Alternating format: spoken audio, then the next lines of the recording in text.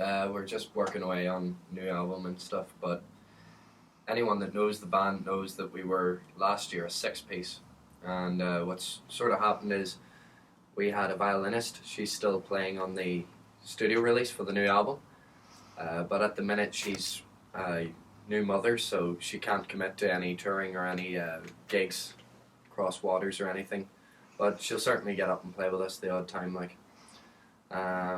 So that's kind of the crack with Anna. Eddie is busy with Wardomized at the minute, and he kind of needs to pursue that. And Eddie's busy as well. He's just released an album.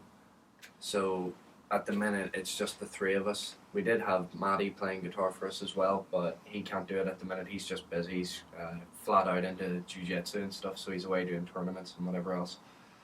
And there's just us at the minute, as I say, so we're just firing away and trying to bluff our way through it. Sort of going back to the nice stable version of the band, really. You know, we've always worked out with a 3-piece. Yeah, well, we started as a 3-piece, but we used to be a shit 3-piece. I would say now we're a good 3-piece. We're doing a concept album, and it's fucking mental. It is. It's about Nero, the last Roman Caesar of the Julio-Claudian dynasty. So we're doing this concept album because everything you hear about him's really messed up, like whether it's history or myth, and we haven't focused so much lyrically. It's not focused so much on just being, historically accurate or whatever.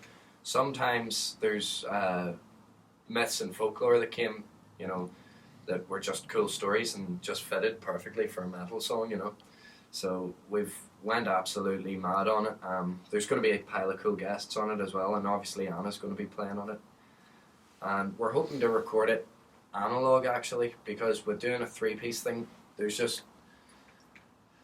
sort of a more, not to get into the warm-cold thing about producing, and like we've done digital albums before, and I like the sound of digital, but like my favourite era or whatever, because of the era I'm from, I suppose, is the sound of analog albums recorded in a big room with a band that's actually jamming, then overdubs with vocals and guitar solos or whatever else. Rather than say everything tracked in like Pro Tools or whatever, but there's a certain like vibe that's created in a room with a band actually cooking that just sounds like you're in the room with a band listening to it. Sounds more live, but yeah, exactly. So yeah, we wanted to do the next album analog, but we do have a track from the album. It's called The Burning of Rome, and it's up.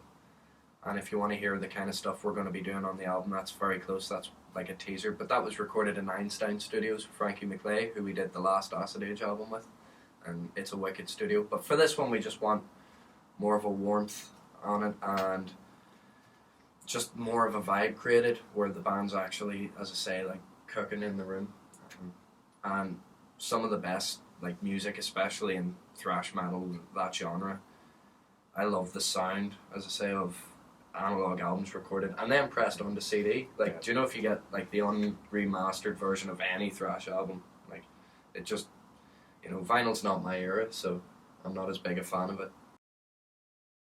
Definitely, there's a massive change in tone. Yeah, been kind of delving into different genres and trying to have more fun with it and trying to set less rules for ourselves musically. Yeah, and you know what? That like even goes back to what I was just saying there about recording with a live band doing analog, because part of the reason I actually play music, like the main reason, is because it's fun. And see, sitting down playing like to a click track and all, it's just nowhere near as fun as. But the change in tone will come through like that. It'll be more organic. And the thing is, when we're recording in the same room together, it's going to sound a bit more intimate, And I think that, for me anyway, when I hear that from a recording, it helps me get into the music a bit more, We're like big into jazz fusion and stuff as well, and all bands record like that in that genre. They all do it. Like, it's a band playing in a massive room, but the room is like one of the most vital parts about it, So the studio that we've chosen is going to kind of reflect that, because it's a lovely big wooden room with a big pointed ceiling and stuff, so that all the sound travels up, and I can't wait. It's going to be awesome. But that's where the change of tone will be. I would say it's maybe a bit heavier and more like serious. Yeah, it's a lot darker. A lot darker. Yeah, it's kind of black sounding. It's like black and jazz thrash. Yeah, so it's my favourite stuff we've done. Right? It's the most musical stuff we've done. You know, it's a lot easier to listen to. I'd even say. I think it's progressed from the last album as well. Yeah, Because that was a bit darker and a bit kind of. yeah. We kind of Still- started. Yeah. We kind of started out as one of those like stupid thrash bands, which I love. Yeah. And I would say now it's just or pretentious thrash. yeah, totally.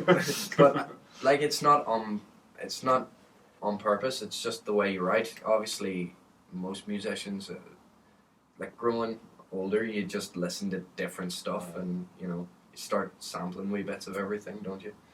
So you can't help that. But that's where we're going to go with that. Yeah. Just Do gotta what we want. expand on our vocabulary, I suppose. Me and Jake stepped into Hell Bastard originally just to help out with a tour because they had a guitar player and a bass player pull out. It was originally one gig in Belfast at Voodoo, And then it it turned into a the whole tour. UK tour.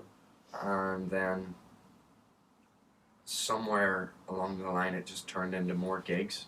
But we were actually announced as in the band for a while, but the thing is, it just wasn't it wasn't economical. Financially, Yeah. It just didn't work. You know, It's tough. because with Scruff being across seas as well, we didn't really get to rehearse properly together. You know,